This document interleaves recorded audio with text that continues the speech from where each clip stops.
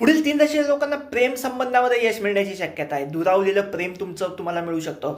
तुमची रास यात आहे का नाही नक्की बघा आणि मला सांगा.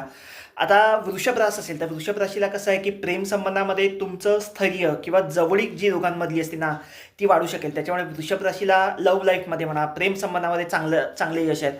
त्याच्यानंतर सिंहरास सुद्धा कसं होईल की तुमच्या मनात एखादी गोष्ट आहे समोरच्या जोडीदाराबद्दल, पण तुम्ही ती तुमच्या मनातच ठेवली आहे. तुम्ही त्या समोरच्या व्यक्तीला सांगितली नाही अजून पण, कारण कारण तुम्हाला भीती वाटते. मी समजा सांगितलं, त्याने कदाचित नकार दिला तर आमची मैत्री तुटणार नाही ना, असं थोडंसं काहीतरी मनात तुमच्या आहे. पण ती तुमची गोष्ट जर तुम्हाला सांगायची असेल तर आताचा काळ चांगला आहे सिंहराशीसाठी, लव्ह लाईफसाठी. त्याच्यामुळे तुमच्या मनातली गोष्ट तुम्ही समोरच्या व्यक्तीला नक्की सांगू शकता.